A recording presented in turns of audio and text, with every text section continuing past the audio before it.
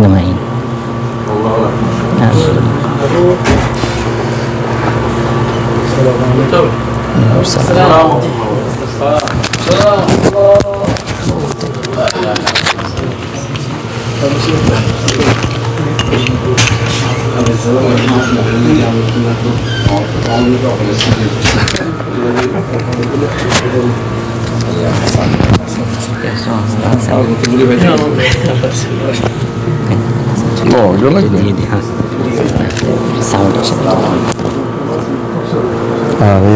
খাওয়া ডিস্টার্ব করবো ক মিনিট 5 মিনিট 5 মিনিট একই খামসা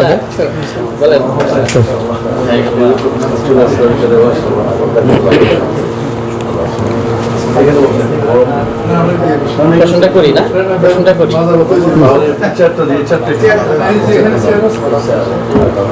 আসসালামু আলাইকুম রহমতুল্লাহ বারাকাতুহু উস্তাদের কাছে আমাদের জিজ্ঞাসা যে বাংলাদেশে জনগণের মধ্যে সাধারণ জনগণের মধ্যে অধিকাংশ বলা যায় গুটি কতক ছাড়া বাকি সবাই ঈমান আকীদা সম্পর্কে অজানা, তাদের জানা নেই বিষয়গুলো।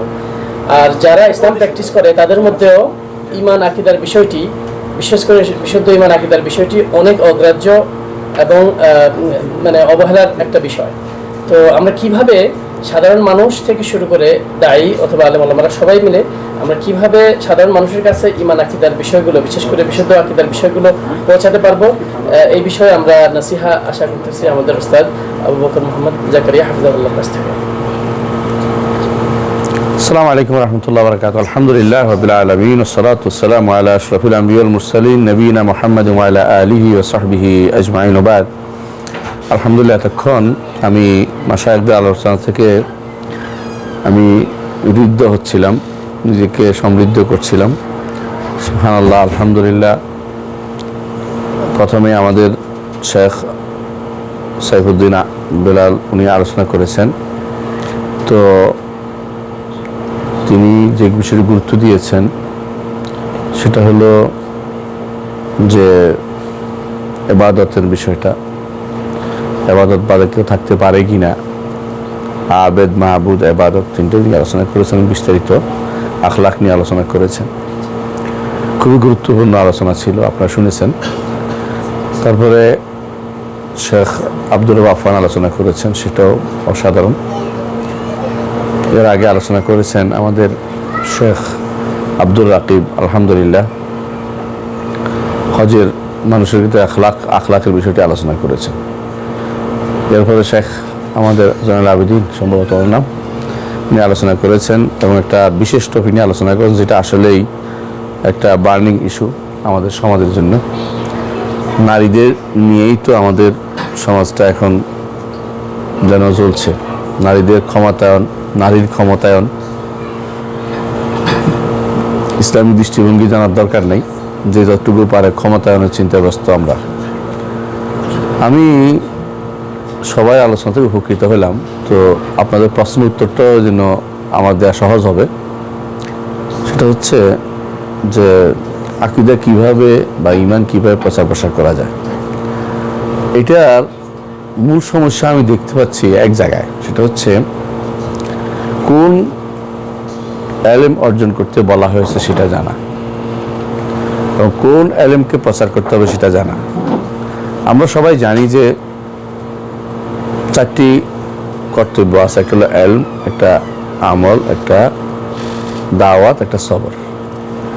এর মধ্যে প্রথম যেটা ইল্লাল্লাযিনা আমানু ওয়া আমিলুস সালিহাত ওয়া তাওয়াসাউ বিল হক ওয়া তাওয়াসাউ বিস সবর, প্রথমটা হচ্ছে ঈমানের মাসালা। আর ঈমান হতে হলে ইলম লাগবে। ইলম মূলত হুসুল সূরাতে শাইফিল যেহন, ব্রেনের মধ্যে, জেহনের মধ্যে কোনো কিছু সূরাটা নিয়ে আটানো হচ্ছে ইলম। যদি সেটা সাদেক হয়, মোতাবেক লিল ওয়াকি হয়, বাস্তবতার সাথে মিলে সত্য হয়, তো এটা হলো ইলম সাদেক, সত্য ইলম।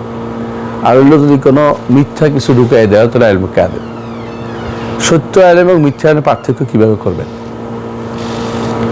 সত্য এবং মিথ্যা ইলমের পার্থক্য কীভাবে করবেন? ইবনে তাইমিয়া রাহমাতুল্লাহ আলাইহি যে ইয়াটা দিয়েছেন, একটা মানদণ্ড দিয়েছেন সত্য এবং মিথ্যার মধ্যে, মিথ্যা ইলমের মধ্যে, সেটা তিনি বলতে চাচ্ছেন যে সত্য ইলমের যদি দুটা জিনিস পাওয়া যায় সত্য এলেমের গ্রহীত, একটা হচ্ছে উৎসটা শুদ্ধ আর বাহকরা শুদ্ধ। যেই সংবাদের, যেহেতু এলেমটা সংবাদের মতো, যে সংবাদটা উৎসটা শুদ্ধ আর যে সংবাদের বাহকরা পরিশুদ্ধ গ্রহণযোগ্য, সেটা শুদ্ধ এলেম হবে। তো যারা আপনারা বলছেন দার্শনিকরা এটা করছে এটা করছে, দার্শনিকদের ব্যাপারটা যুগ যুগ ধরেই দর্শন এবং নবুয়তের মধ্যে একটা বিরোধ চলছিল। যখনই নবীরা কোনো কিছু নিয়ে এসেছেন তখনই ক্বাল আল মালাউল্লাযীন ইস্তাকবারু, ক্বাল আল মালাউল্লাযীন ইস্তাকবারু। আমাদের শেখ আব্দুল্লাহ গুনাইমান হাফিজাহুল্লাহ তিনি সবসময় বলতেন, ক্লাসে, দার্সে, আলোচনা সবসময় এটা বলতেন, আমাকেই জিজ্ঞাসা করছেন কয়েকবার, আতাদরি মানিল মালা, মালাকে? এই যে এত কোরআনে বারবার বলছে ক্বাল আল মালাউল্লাযীন, মালাকে? নেতারা কারা? নেতা গোছের লোকেরা কারা? এটা হচ্ছে ওরাই যারা বলতো ফারাহ বিমা ইলম, তাদের কাছে ইলম আছে, নতুন নতুন ইলমের দরকার নেই। তাদের কাছে জ্ঞান আছে, নবীদের জ্ঞানের দরকার নেই। নবীরা কিছু আনলেই তারা বলতো আমাদের কাছে যা আছে এটা আমাদের যথেষ্ট, এই ইলম তো আমাদের দরকার নেই। এটা যদি আপনি এখন দেখেন, পৃথিবীর তাবৎ মুসলিমদের মধ্যে এই টেন্ডেন্সি গ্রো করেছে, আমরা জানি। এটা একটা কিন্তু অহংকার। রাসূলুল্লাহ সাল্লাল্লাহু আলাইহি ওয়াসাল্লাম যেটা বলেছেন, আল কিবরু বাতারুল হক ওয়া গামতুন নাস, অহংকার হচ্ছে হককে না মানা এবং মানুষকে অবজ্ঞা করা। এটা কিন্তু ঠিকই ওরা বলতো। আগেকার দার্শনিকদের সামনে হচ্ছে ফেরাউন। আল্লাহ তাআলা কোরআনে কারীম বলেছেন, ওয়া জাআলনাহুম আইম্মাতান ইয়াদুনা ইলান নার ওয়া ইয়াউমাল কিয়ামাতি লা ইউনসারুন। জগতে যত জাহান্নামের দিকে আহ্বান করে তাদের ইমাম হচ্ছে ফেরাউন। ফেরাউন কি বলেছিল? আম আনা খায়রুন মিন হাযাল্লাযী হুয়া মাহিন ওয়া লা ইয়াকাদু ইউবিন। আমি ভালো নাকি কথা বলতে পারে না, কথা আটকে যাচ্ছে, কথা স্পষ্ট করতে পারতেছে না। কার দোষ দিছে? কাকে? মুসা আলাইহিস সালাতু ওয়াস সালামকে। আর ফেরাউন তার দোষ ধরতেছে, তুমি না আগে এটা করেছো ওইটা করেছো। আল্লাহ নুরাব্বিকা ফিনা ওয়ালিদান ওয়া লাবিস্তা ফিনা মিন উমরিকা সিনিন ওয়া ফাআলতা ফাআলাতাকাল্লাতী ফাআলতা ওয়া আনতা মিনাল কাফিরিন। এই জাতীয় কথাগুলি বলেই যাচ্ছে, কারণ তাকে আঘাত করে, তাকে প্রত্যাঘাত করে ইমানি তাদের যে দাওয়াতটাকে স্তিমিত করার জন্য তাদের একটা বড় ধরনের এই একটা পদ্ধতি তারা আবিষ্কার করেছে। এটাই হচ্ছে যে তাবৎ লোকেরা এলমের জায়গাটা ভুলে গেছে, কোথায় এলম, কোনটা এলেমের নাম, কোনটা এলম, যেটা সত্য এবং যেটার বাহন সত্য, উৎসটা সত্য। এবং এটা হচ্ছে অবশ্যই নবীদের, তাদের এলমের উৎস হচ্ছে আল্লাহর পক্ষ থেকে তারা এলেম পায়। এবং যে এলেম যারা মানুষের কাছে প্রচার করে, নবীরা হচ্ছেন সেরা সত্যবাদী, যা বিসিদক ওয়া সাদ্দাকা বিহি, সত্য নিয়ে এসেছেন, নিজেও সত্যায়ন করেছেন, তারা হচ্ছে নবীগণ। এদের এলমের সাথে কোনো কিছু এলমের তুলনা হয় না। কিন্তু আমরা আমাদের দেশে দুর্ভাগ্যবশত বিজ্ঞানের নাম দিচ্ছে উলুম। জানেন, আরবি করলে বিজ্ঞানকে উলুম লেখে, আর আমাদেরটা কি তৈলে আদব, সাহিত্য। মানুষ কেন পড়ে? মনোরঞ্জনের জন্য পড়ে, মানসিক শান্তির জন্য পড়তেছে। এটা তো ফরজ হিসেবে নিচ্ছি না। আরেক গোষ্ঠী বের হয়েছে ঠিক একই জায়গাতে, ও দ্বারা প্রভাবিত হয়ে বলতেছে তলাবুল ইলমি ফরিদা, অর্থ হচ্ছে সব ইলমে ফরজ। সব ইলম তো ফরজ না, কোনো ইলম ফরজ আইন আছে, কোনো ফরজ কিফায়া আছে। ফরজ আইন যেটা, এটা তো যেটা মানুষের দুনিয়া এবং আখিরাতে কাজে লাগবে। যে ইলম আমার দুনিয়াতে বিপদ ডেকে আনবে, রাসূলুল্লাহ সাল্লাল্লাহু আলাইহি ওয়াসাল্লাম তা থেকে আল্লাহর কাছে আশ্রয় চেয়েছেন। আউযু বিকা মিন ইলমিন লা ইয়ানফা, আউযু বিকা মিন ইলমিন লা ইয়ানফা। আর রাসূলুল্লাহ আল্লাহ তাআলা কোরআনে কারীম বলেছেন, ইয়ালামুনা যাহিরাম মিনাল হায়াতিদ দুনিয়া ওয়া হুম আনিল আখিরাতি গাফিলুন। দুনিয়ার জীবনের প্রকাশের ভালোই জানে, আখিরাত সম্পর্কে গাফিল। যে ইলম আপনাকে আখিরাত সম্পর্কে গাফিল করে দেয়, সেটা ইলম তো আপনার ইলমের দরকার নেই, সেই ইলম আপনাকে বিপদে ফেলে দেবে। আজ আমাদের শিক্ষা ব্যবস্থা হইতে শুরু সব জায়গাতে যে দৈন্যতা চলতেছে, এটা আসলে মূলত আমাদের কোন ইলমটা অর্জন করতে হবে সেটা কেউ আমরা শিখিনি। এটা বুঝাতে পারিনি, জাতিকে বুঝাতে পারিনি। জাতি এটা বুঝেনি, প্রত্যেকে তার মতো করে ইলম অর্জন করতেছে। এবং যারা দ্বীনি ইলম অর্জন করছে তাদেরকে অনেকাংশে হেয় করা হচ্ছে। এমন সব কথাবার্তা বলা হচ্ছে, কেউ কেউ বলতেছে এটা যে হুজুর আরবি বলতে পারে না, কেউ কেউ বলতেছে তো অন্যরা ইংরেজি বলতে পারে কিনা, অন্যরা কি আরবি বলতে পারে, কে আরবি বলতে পারে, তাহলে মানে কথাটা এরকম হয়ে গেল। তো এরা একদিক থেকে উদ্দেশ্য হচ্ছে এটাই যে এটা যে কোনোভাবে এটাকে হেয় করে রাখা। এটা একটা বড় ধরনের উদ্দেশ্য। এলমে দ্বীন নিয়ে যদি কেউ কোরআন এবং সুন্নাহর ইলম নিয়ে বা কোরআন সুন্নাহ জানা নিয়ে যদি কেউ অবজ্ঞা পেশ করে বা সেখানে তাদের মধ্যে এরাদ আন দীনিল্লাহ হয়, বিমুখ থাকা হয়, তো কুফর, কোনো সন্দেহ নেই।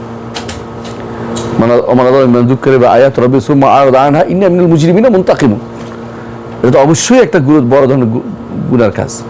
তো আমরা যেটা আলোচনা করেছি সবগুলি আমাদের দরকার, সত্য কথা এটাই। কিন্তু আমাদের মধ্যে সবচেয়ে বেশি প্রসার করা দরকার, আমি মনে করি প্রত্যেকটি মানুষের দরকার যে কোন এলেমটা আমাদের দরকার বেশি। সব এলেম শিখতে পারবেন না ভাই, দুনিয়ার সব এলেম আপনার শেখার দরকারও লাগবে না, সরকার পারবেনও না। কিন্তু যে জিনিসটা না হলে না সেটা আপনাকে আগে শিখতে হবে। সবার আগে যেটা দরকার অবশ্যই আপনাকে ঈমান আপনাকে শিখতে হবে, তাওহীদ শিখতে হবে। ঈমান এবং তাওহীদ না শিখে যেন কেউ এগিয়ে না যায়। কিসে ঈমান হয় আর কিসে ঈমান যায়, কিসে তাওহীদ হয়, কিসে তাওহীদ নষ্ট হয়ে যায়, শিরক কিভাবে হয়, কুফর কিভাবে, এটা আমাদের শিক্ষা ব্যবস্থা থাকা দরকার। এটা মানুষের কাছে প্রচার করা দরকার। দায়ীদের প্রথম যে কোনো কিছু বাদ দিয়ে এই নিয়ে আলোচনা করা দরকার। আমাদের শেখ আব্দুল্লাহ গুনাইমান হাফিজাহুল্লাহ দুইটা কথা বলতেন। তিনি আমাকে বলছেন যে আমাদের থিসি আছে, তুমি থিসিটা লেখো। জগতের মধ্যে মাম্বাউল খাতা বা মানসাউল খাতা দুইটা জিনিস। একটা হচ্ছে কোন তাওহীদের জন্য নবীরা প্রেরিত হয়েছে, এটা মানুষ ভুলে গেছে। আজকাল অনেকেই লেখে। আমি এখানে একটু আলোচনার আগে একটা কথা বলছিলাম যে অধিকাংশ সংগঠনমুখী যারা ইসলাম বুঝে, সংগঠন তো বহুত রকমের সংগঠন আছে, আমি কারো নিজে করে বলছি না, কেউ রাগ করেন না। আবার বেশিরভাগ তাদের যে গঠনতন্ত্র আছে ওটার মধ্যে তাওহীদুল উলুহিয়া নেই, তাওহীদুল উলুহিয়া নেই। কারো কাছে তাওহীদুল রুবুবিয়্যাহ আছে, কারো আসমা সিফাত নেই। কারো আসমা সিফাত আছে কিন্তু আবার তাওহীদুল উলুহিয়া নেই। তাওহীদুল দখল করছে আমিরের নেতৃত্ব মানা বাধ্যতামূলক। সুবহানাল্লাহ, আমি আশ্চর্য হয়েছি যে 3 নম্বর হচ্ছে আমিরের নেতৃত্ব। তো ঘুরে ফিরে তো এমন জায়গা চলে আসছে, জায়গাটা আসলে ইসলামের সাথে এত সম্পর্ক নাই। আমিরের নেতৃত্ব কখন আসবে? আমি যখন রাষ্ট্রপ্রধান হবে তখন। এর আগ পর্যন্ত আমিরের নেতৃত্বে ফরজ করছে কে? কি হিসাবে ফরজ? আলেম হইলে আলেমের নেতৃত্ব জাহেল মেনে নিবে। ফাসআলু আহলা যিকরি ইন কুনতুম লা তা'লামুন। এর বাইরে আলাদা কোনো সংগঠন করে তার নেতৃত্ব কাউকে বাধ্য করার কোনো হাদিস কিন্তু কোথাও ইসলামে দেখাতে পারবে না কেউ। কিন্তু অতিরিক্ত কথা চালু করে দেয়া। আপনি ভালো কাজের অনুসরণ করবেন, এটা তাআওয়ানুল বিররি ওয়াত তাকওয়া, এটা হলো শরীয়তের বিধান যে ভালো কাজে একে অপরকে সহযোগিতা করছি, আমরা দাওয়াতের কাজে সহযোগিতা করছি, এটাই নিয়ম। এর বাইরে আপনি এই 3 নম্বর নিয়ে এসেছেন যে আমির আনুগত্য করতে হবে। আমি কি ভুল বলছি? আপনার পড়ে দেখুন, আপনাদের সংগঠনের বিভিন্ন এজেন্টগুলো পড়ে দেখুন। আসমা সিফাতের মধ্যে কোনো আলোচনাই নেই কারো কাছে। তাওহীদের ব্যাপারে শুধুমাত্র রুবিয়াতে আলোচনা আসছে। এর বাইরে অর্থ হচ্ছে বেশিরভাগই আমরা কিন্তু মানে আত্মঅহংকারে ভুগতেছি যে আমরা অনেক কিছু জানি, কিন্তু আমরা কিন্তু আসলে ইলমের মূল সাইডে আমরা দেখতে পারিনি। নবীরা কোন ইলম নিয়ে এসেছে, এটা আগে কোনটার দাবি নিয়ে নবীরা এসেছে। প্রত্যেক নবী এই কথাই তো বলতো, লা ইলাহা ইল্লা আনা ফা'বুদু, আল্লাহ ব্যতীত কারো ইলাহ নেই, এটা তারই শুধুমাত্র ইবাদত করো, এই দাবি তো সবাই দিয়েছে। রাসূলুল্লাহ সাল্লাল্লাহু আলাইহি ওয়াসাল্লাম বাজারে কি বলতেন? আইয়ুহান নাস কুলু লা ইলাহা ইল্লাল্লাহ তুফলিহু। হে মানুষরা বলো লা ইলাহা সফল কাম হতে পারবে। এটা তো নবীদের দাওয়াত ছিল। এখন সমস্যা, তিনি বলছেন দ্বিতীয়টাও বলো। আমি দ্বিতীয়টাও লিখেছি আমার থিসিসের মধ্যে, আপনাদের পাইবেন যে দ্বিতীয় সমস্যা হচ্ছে ইলা অর্থ জানে না, ইলা অর্থ বুঝে না। আপনি ইলা অর্থ দেখবেন, লা ইলাহা ইল্লাল্লাহর অর্থ সংগঠনগুলির মধ্যে বেশিরভাগ ভুল লিখছে। তাদের ম্যানিফেস্টো একটা বিশাল গোষ্ঠী তৈরি হচ্ছে, আপনি কতক্ষণ কথা বলবেন? একটা বিশাল গোষ্ঠী তৈরি হচ্ছে যারা ইলার অর্থ ভুল বলছে। মাদ্রাসাগুলোতে, প্রতিষ্ঠানগুলোতে যারা কারো কাছে পড়তেছে, কোনো বই পড়তেছে, সবগুলোতে ইলার অর্থ ভুল লিখতেছে।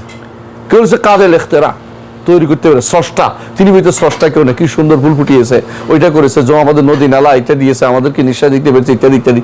যেগুলো তো ইলার অর্থ না, এগুলো তো সবাই মানত। ইলার অর্থের মধ্যে ভুল করে বসে আছে। এই দুইটাই কিন্তু মামবাউল খাতা এখন পর্যন্ত। এইটা কিন্তু কারণেই আমাদের দেশের মানুষগুলো তৈরি হচ্ছে না। আপনি বলেন, যারা দেখবেন জুমার নামাজে আসে, ঈদের নামাজে আসে, অনেকে আছে সুন্দর সুন্দর ইসলামিক কথা বলতে পছন্দ করে, আবার লা ইলাহা ইল্লাল্লাহর অর্থ ইলা অর্থ জানে না। এরকম মানুষ কিন্তু আমাদের দেশে শতকরা আমি মনে করি 90%, যদি বিশেষজ্ঞ বাদ 90% ইলা অর্থ জানে না। তো যে ইলা অর্থ জানেন না তারে কিভাবে ইলাতে লা ইলাহা ইল্লাল্লাহর অর্থটা আপনি বুঝাবেন? এই জন্য শাইখ ইসলাম মোহাম্মদ আব্দুল্লাহ রহমতুল্লাহের কথা আমার মনে পড়ে। তিনি বলছেন যে আমাদের যুগের মুশরিকরা দুই দিক থেকে, আগেকার মুশরিকদের থেকে আরেকটু বেশি সমস্যা আছে। আগে মুশরিকরা বিপদে পড়লে আল্লাহকে শুধু ডাকতো, আর মুশরিকরা বিপদে পড়লে শুধু আল্লাহকে ডাকতো। আর কাউকে ডাকতো না। কোরআনে কারীম আল্লাহ তাআলা বারবার এটা বলেছেন, যখন তারা বিপদে পড়তো একমাত্র আল্লাহকে খালেস করে ডাকতো, মুখলিস আলাহুদ্দিন, বিপদে করে খালেস ভাবে আল্লাহকে ডাকতো। এখনকার লোকেরা বিপদে পড়লে বদর বদর করে ডাকে, মানে বিপদে পড়েও তারা মনে করে যে অলি আল্লাহদের বিশাল একটা কি আছে, কারসাজি আছে, এমনি কি আর সব চলে নাকি। মানে বিপদে পড়লো আগেকার দিনে আরব পাগল পাগল যেটা পাগল ছিল এটাও কোনোদিন বিপদে পড়লে আল্লাহ ছাড়া কাউকে ডাকতো না। এরা সবসময় ভালো অবস্থা তারা মনে করতো এটা সুপারিশ করছে, বেশি বিপদ হলে কিন্তু আল্লাহ ছাড়া কেউ কিছু করতে পারবে না। কিন্তু এখন উল্টো হয়ে গেছে সব কিছু। এখন সব কবিরাজের বাড়িতে, ওই আবার কেউ আছে কিসের বাড়িতে, ওই যে বুনিনের বাড়িতে, আরো কত রকমের খোনারের বাড়িতে, মানে যেগুলো যাই কি করে তাবিজ লিখতেছে অনবরত। দুর্ভাগ্য তাবিজটাকে এখন একটা শিল্প হিসেবে তৈরি করে ফেলছে। কেউ 1 লাখ টাকা নিচ্ছে, 2 লাখ টাকা নিচ্ছে, এটার সাথে কোনো সম্পর্ক আছে নাকি মানুষের জীবনে? এগুলি তৈরি করে ফেলতেছে, এটাকে মনে করছে এটা এক ধরনের, তারা আবার এইটা ওই হচ্ছে ভয়াবহ আকার ধারণ করেছে। দ্বিতীয় ভয়াবহ শেখ হুসেন মাহমুদ আব্দুল্লাহ রহমতুল্লাহ বলেছেন, সেটা হচ্ছে যে আগেকার দিনে যাদেরকে ডাকা হতো এরা হয়তো নেককার মানুষ ছিল, এখন যাদেরকে ডাকে এরা নেককার না, সবচেয়ে বদকার। এরা কেমন? এরা হয়তো রাস্তার পাশে বসে ল্যাংটা হয়ে হাঁটতো, হয়তো তালা বাবা ছিল, হয়তো মাথার মধ্যে জট ছিল, জটালি বাপ ছিল, জটালি মা ছিল, এই জাতীয়। এখানে তালসা ডালসা অমুকসা তমুকসা। আমাদের ওখানে আমাদের ইয়াতে টঙ্গিতে একটা আছে সিল খাওয়া মাজার, সিল খাইছি বেটা বোধ, সিলকে মরে গেছে বোধ, সিল খাওয়ার মাজার। একটা উল্টা সার মাজার, উল্টা সার পরে উল্টা হাঁটতো বোধ, বা পিছন দিকে হাঁটতো। কিছু মানুষের অভ্যাস আছে, পাগল কত কিনা করে, পাগলে কিনা করে, ছাগলে কিনা খায়। এগুলির সমস্যা কি? আপনি এগুলিও দেখবেন বড় বড় কিতাবে লেখা আছে, আহিয়া উলুমউদ্দিনের মধ্যে আছে, আহিয়া উলুমউদ্দিনের মধ্যে আছে। আমার ওস্তাদের কথা মনে পড়ে, তিনি শেখ আব্দুর রহমান আশিবিল, আপনারা দেখছেন কিনা, পড়ছেন কিনা। উনি একদিন এসে লিখছে যে কাইফিয়া কুল আমর, কাইফিয়া কুল আমর, কাইফিয়া কুল আমর, কি হবে হায় রে, কি হবে কি হবে কি হবে। তা আমরা বলি ওস্তাদ কি হয়েছে? মাজা হাসান কাল্লাউ জাল হুজাজ মিন কুল্লি সাওব, হাজিরা সব দিক থেকে আসতেছে, ওরা ওলাইছে হুনাকা কাবা। আর দেখবে যে কাবা নাই কেন, জাহাবাতিল কাবা লিয়াতুফা বিন্নাস, কাবা হিন্দিয়ে চলে গেছে মানুষের তোয়াফ করতে। তাহলে কি ঘটনা? কি ঘটনা হচ্ছে, রাবেয়া বসরি হাসান বসরি আসে দেখে কাবা নাই, কারণ কাবা তো চলে গেছে রাবেয়া বসরির বাড়িতে। আমি মনে করতাম এটা তো গল্প। সুবহানাল্লাহ, দেখি যে আহিয়া উলুমউদ্দিনের মধ্যে ইবনে আবিদিনের স্বামী, যেটা আপনারা কি বলেন, ফতোয়া স্বামী, ওই কিতাবের মধ্যে, তারপরে আরো অনেকের কিতাবের মধ্যে ভর্তি এটা যে কাবা যদি চলে যায় কি মাসলা হবে, অলি আল্লাহর যদি কোনো কাবা যদি অলি আল্লাহর বাড়িতে চলে যায় তোয়াফ করতে, সেখানে কিভাবে নামাজ কেমনে পড়বে এই নিয়ে টেনশনে আছে তারা। মানে ডাহা মিথ্যা কথা দিয়ে গাজারির মতো লোকেরা, আহিয়া উলুমউদ্দিনের মতো তারা ডাহা মিথ্যা দিয়ে মানুষের মাথা বড় হয়েছে। এখন তারা চিন্তা করতেছে কাবা তো যায় ঠিকই আছে, কিন্তু নামাজ কেমনে পড়বে। আপনি চিন্তা করেন এলেম কোথায় চলে গেল, কাবা কোন দিন গেল। এবং তারা এর মধ্যে ঘটনা উল্লেখ করতেছে যে অমুকের জন্য কাবা চলে গেছিল, অমুকের জন্য কাবা গেছিল, উনি আসতে পারেন এই জন্য কাবা চলে গেছে, নিজেই যাই তোয়াফ করা শুরু করে দিছে, ইবনে আরবির জন্য তোয়াফ করতেছে কাবা। এই যেহেতু এগুলি যদি এলেম হয়, এগুলি যদি পড়ানো হয় মাদ্রাসাগুলোতে বা স্কুলগুলোতে, এগুলি যদি কোনো আমাদের ঘরের ভিতরে পাঠ্য হয়, আহিয়া উলুমউদ্দিন তো ঘরে ঘরে আছে দেখতেছি আমি। কি মিয়া শাহাদত যদি কোনো শিরিক কুফর না থাকে, আর কোথাও শিরিক কুফর নাই, এগুলি ঘরে ঘরে অনুবাদ হয়ে বসে আছে ঘরের ভিতরে। আমাদের এলেমের যে জায়গাগুলো তো নষ্ট হয়ে আছে, আমি তো কথা বলতে গেলে অনেকে বুঝবে না কি কথাগুলি বলতেছি। এই জায়গাগুলোকে আমাদের হাইলাইট করা দরকার যে কোথায় ভুলগুলি আছে, সঠিক এলেমটা দরকার, সঠিক এলেম দেওয়ার জন্য সঠিক কিছু আলেম দরকার, ভুলগুলি জানা দরকার, ভুলগুলি জানা দরকার। ভুল কেন জানবেন? ভুল জানা করবেন কি জন্য? কারণ ভুল না জানলে আপনি ভুলটা ধরতে পারবেন না। আপনি যতই মনে করেন সব ভালো আছে ভালো আছে, তার ভিতরে ভিতরে কি করছে, গুণি খেয়ে ফেলছে। উই পোকা গাছ শেষ করে দিয়েছে, আপনি তো বলছেন গাছ দাঁড়িয়ে আছে, উই পোকা গাছ শেষ করে আছে। এটাই বাস্তবতা, যে এরা বাস্তব ভিতরে সব ভিতরে শেষ করে দিয়েছে। আপনি আশ্চর্য হবেন, বেরলভী বলেন, দেওবন্দি বলেন, যত রকমের যত আছে সবগুলি একসাথে হয়ে যায় যখন কেউ আমাদের সালাফিদের কোনো কথা শুনে, এর বিরুদ্ধে একসাথে হয়ে যায়। এটা কারণটা কি? কারণটা একটাই, তারা জানে যে তাদের এই ব্যবসা বন্ধ, ওইটা বন্ধ, ওইটা বন্ধ, তাদের বক্তব্য বন্ধ, তাদের ওই সমস্ত বন্ধ হয়ে যাচ্ছে। এটা তারা কোনোভাবে সহ্য করতে পারে না, কোনোভাবে এদের মাথার ভিতরে এটা আসতে পারে না যে একটা ভালো কথা। নইলে আপনি আশ্চর্য হন, এই যে এজাহারুল ইসলাম কাউসারি বলেন অথবা অমুক তমুক বলেন, ইয়া দিতেছে যে দাসীর হাদিস গ্রহণ করা যাবে না, মুসলিমে থাকলেও দাসের গ্রহণ করা যাবে না, কারণ খবর হয়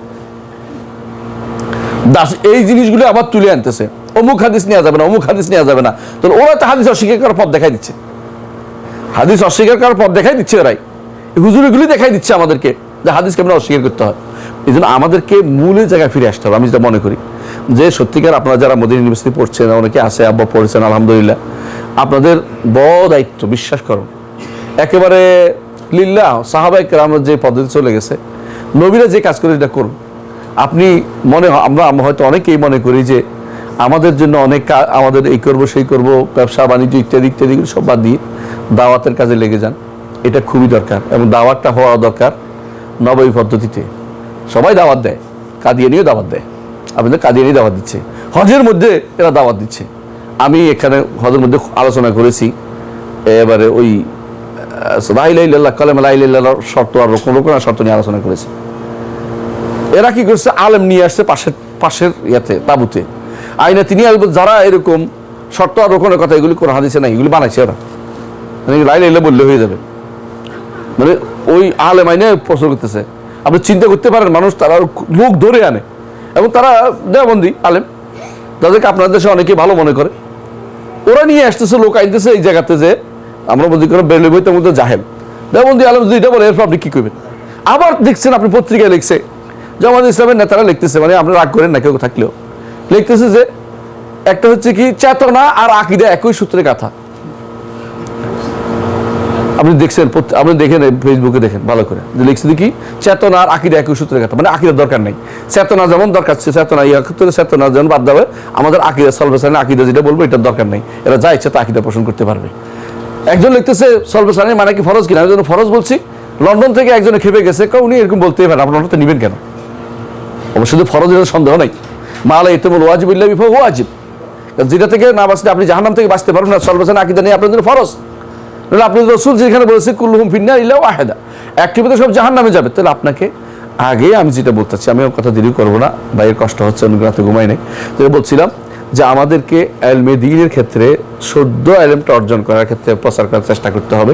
সব এলম দেওয়ার দরকার নেই, সব এলম জানারও দরকার নেই। বিশ্বাস করুন অনেক এলম জানলে আপনার ক্ষতি হবে, শুধু আলেমে দ্বীনটা বিস্তারিতভাবে সব জানবে, জেনে প্রত্যেকটাতে জায়গা মতো বলবে এটার বিরুদ্ধে কি আছে। আমি মনে করি ফেসবুককে দাওয়াতি প্রশ্ন প্রোগ্রাম বানিয়ে ফেলেন, আপনি অন্য কিছু লেখেন না, শুধু দেখবেন কোথায় কি সমস্যার উত্তরটা লেখা শুরু করে দেন, 100 মিনিট কাজে লাগবে আপনার এটা। এবং আপনাদের কাজ কথা যেহেতু একটা সামাজিক যোগাযোগ মাধ্যম আসছে, আপনার কথা পত্রিকায় লিখবে না কেমন পর্যন্ত, পত্রিকা লিখবে ওই কথাটা যে কথাটা মানুষে খায়, আপনি লিখবেন ফেসবুকে মানুষে না খাক, একটা দুইজন, আপনি কোনো চিন্তা করবেন না কতজন আমার এটা লাইক দিল, দেখবেন না, আপনি একটা জিনিস দিচ্ছেন এটা চিন্তা করবেন, কারণ বদুর ভবিষ্যতে কাজে লাগবে। শাইখ হোসেন মাহমুদিন আব্দুল্লাহ, শাইখ হোসেন ইবনে তাইমিয়া রাহমাতুল্লাহ আলাইহি, এমন এক সময় আসছে যখন তার বিরুদ্ধে সবাই ছিল, শেষ পর্যন্ত তাকে জেলেই মরতে হয়েছে, কিন্তু তার বক্তব্য এখন সারা দুনিয়াতে সম্মানিত হচ্ছে এবং সবাই সেটাই গ্রহণ করে নিচ্ছে। তিনি কেউ রাষ্ট্র প্রতিষ্ঠা করে যেতে পারেন না, শেষ জীবনে জেলে তিনি মারা গেছেন, এবং তার বিরুদ্ধে তারা সবাই একসাথে হয়েছে, হানাফি মালিকি শাফি হাম্বলি সব একসাথে হয়েছে তার বিরুদ্ধে। এমনকি শুধু হানাফি একজন মুফতি ছিলেন, তিনি শুধু তার পক্ষে কথা বলেছেন, শাফিরা সবচেয়ে বেশি তার বিরোধিতা করেছে, কিন্তু আলহামদুলিল্লাহ তার বক্তব্যগুলি ছিল থাকার কারণে 1 পৃষ্ঠা 2 পৃষ্ঠার কোনো কিছু বক্তব্য আজ আমাদের এখানে বছরের বছর ধরে ব্যাখ্যা হচ্ছে এবং মানুষের কাছে আলোচিত হচ্ছে। কারণ যদি আপনি হক কথা বলে যান, এটা একসময় কাজে লাগবে, এটা কাজে লাগবে। এই জন্য আপনার হকের পক্ষে গুরুত্ব বেশি দেওয়া দরকার। কত মানুষের লাইক দিলে ওইটা আমাদের যায় আসে না। আমাদের ভাইদের উচিত, যারা আছেন প্রত্যেকে যা শিখেছেন চুপ থাকতে পারবেন না, এটা ফরজ। আপনি যা জানেন এটা অবশ্যই জানাতে হবে। বিশেষ করে ঈমান ও তাওহীদের ব্যাপারে কোনো রকমের ছাড় চলে না, বিশেষ করে মানহাজের ব্যাপারে কোনো ছাড় চলবে না, কারণ মানহাজগুলি আপনাকে জাহান্নামে পৌঁছে দিবে। জাহান্নামে পৌঁছার আগেই ভুল মানহাজ থেকে সহি মানহাজে আসতে হবে, ঈমান আকীদা বিশুদ্ধ করতে হবে না, চিরস্থায়ী জাহান্নামে হয়ে যাবেন। যদি ঈমান আকীদা শুদ্ধ না হয় আপনি কোনোদিন জান্নাতে যেতে পারবেন না, জান্নাতে চোখ জানাতে মুখ দেখবেন না। আকীদা শুদ্ধ করতেই হবে আপনাকে, আর মানহাজটাও শুদ্ধ করতে হবে, এটা খুবই দরকার। এইটা যদি আমাদের ভাইদের ঠিক হয়, গুরুত্ব দেয়, তো খুবই জরুরি। এটার গুরুত্ব বেশি দিতে হবে প্রত্যেকেই, এবং দেন আপনারা, আমি জানি, তারপরেও আপনারা সবাইকে বলবেন, এটা আমি মনে করি যে যা জেনেছো সেটা বলবা। আমি আমার ক্লাসে বলি এটা জেনেছো তোমরা খুতবা দিবে। আমি ইসলামী বিশ্ববিদ্যালয়ের সামনে একটা দাওয়া সেন্টার করেছি, আপনারা জানেন, সেখানে আমি একটা হাদিস, এই উসুলুস সুন্নাহ বা এই জাতীয় শতগুলি সুন্নাহর বইগুলি বা তাওহীদের বইগুলি একটা করে পড়াই। 10 ক্লাস 12 ক্লাস 15 ক্লাস অথবা 6 ক্লাস 7 ক্লাস শেষ করে দিই। আমার উদ্দেশ্য এটা বলে, ছাত্রদের বলি যে তোমরা এটা দিয়ে খুতবা দিবে, তোমার দায়িত্ব, আমার কথা নয়, কিন্তু এটা দিয়ে খুতবা দিবে, আলোচনা করবা। কারণ মানুষ ভুলে যাচ্ছে, তাদের কাছে আকীদা বলতে আকীদা নাসাফি আছে, আকীদার কিতাব তাদের কাছে বড় কিছু নেই, দেখে না তারা, সলফে সালেহিন কিতাব তাদের চোখেও আসে না, জানতে কিছু নেই। ইমাম বুখারী রাহমাতুল্লাহ আলাইহি নিয়ে তারা কত গর্ব করে, ইমাম বুখারীর খালকা আফআল ইবাদ পড়তে রাজি নেই, খালকা আফআল ইবাদ পড়লেই তাদের আকীদা শুদ্ধ হয়ে যাবে, পড়ে যদি কোনো কেউ একটা খালকা আফআল ইবাদ পড়লে হবে। রদ্দ আল জাহমিয়া তারা শুনতেই চায় না এখন, জাহামিয়াদের কেউ কেউ তাদেরকে আবার আহলুস সুন্নাহ বলতেছে, আশারি মাতুরিদেরকে আহলুস সুন্নাহ বলতেছে, অথচ এরা বেদাতি, কোনো সন্দেহ নেই। অথচ তাদের আহলুস সুন্নাহ যারা বলবে তারা তো বিভ্রান্ত, পথভ্রষ্ট, কোনো সন্দেহ নেই। এদেরকে আহলুস সুন্নাহ বলতেছে, আমাদের সেটা বিশাল আলেম গোষ্ঠী, আপনি কি চিন্তা করে দেখছেন? এবং তারা বরং নিজেদেরকে আহলুস সুন্নাহ বলে আমাদেরকে হাসাবি মোসাবিয়া অনুক তুমুক কথা বলবে, কিন্তু ওইগুলিকে আপনি সহ্য করে নিয়ে আপনি আপনার হকটা প্রচার করবেন, তাদেরকে আমরা অন্য কথা দরকার না। কিন্তু যেটা বাস্তবতা বলা দরকার সেটা হচ্ছে তারা আহলুস সুন্নাহ জামাত অন্তর্ভুক্ত না। আহলুস সুন্নাহ যেটাকে বলে, জামাত যেটা বলে, এটা তারা হয় নাই। কারণ আহলুস সুন্নাহ হচ্ছে আহলুর রাসূল সাল্লাল্লাহু আলাইহি ওয়াসাল্লাম, জামাত আহলুস সাহাবাতে রাদিয়াল্লাহু আনহুম আজমাইন। এটা হচ্ছে সালাফি মানহাজ, বেশি দূরে যাওয়ার দরকার নাই। এই মানহাজে চলতে গেলেই আটকে যাবে, অমুকের কথা তোমর কথা আর আসবে না, অমুক কথা তোমর কথা আর আসবে না। এই জন্য এই কথাগুলো একজন মানুষের, মানে আমি মনে করি যে প্রত্যেকে চিন্তা করা দরকার যে আমরা কারো ব্যক্তিগত দাওয়াত দিই না, আমরা দাওয়াত দিই একটা গোষ্ঠীর দিকে। সেই গোষ্ঠীটা হচ্ছে সাহাবায়ে কেরাম রাদিয়াল্লাহু আনহুম আজমাইন। এই গোষ্ঠীটা একটা ব্যক্তিগত দাওয়াতগুলো সবসময় বিভ্রান্তি নিয়ে আসে। ব্যক্তির পক্ষে, দলের পক্ষে, গোষ্ঠীর পক্ষে দাওয়াত দেওয়া উচিত নয়। আমার দাওয়াত হওয়া দরকার একেবারে ইউনিভার্সাল, সেটা হচ্ছে কোরআন এবং সুন্নাহ, এবং এই দাওয়াতটা হবে সালফে সালেহীন নীতিতে। এটা যদি হতে পারে ইনশাআল্লাহ আমরা সঠিক সফল হতে পারবো আশা করি। আল্লাহ আমাদের বোঝার তৌফিক দান করুন। সুবহানাকাল্লাহি ওয়া বিহামদিকা, আশহাদু আল্লা ইলাহা ইল্লা আনতা, আস্তাগফিরুকা ওয়া আতুবু ইলাইক। আসসালামু আলাইকুম ওয়া রাহমাতুল্লাহি ওয়া বারাকাতুহু। বারাকাল্লাহু।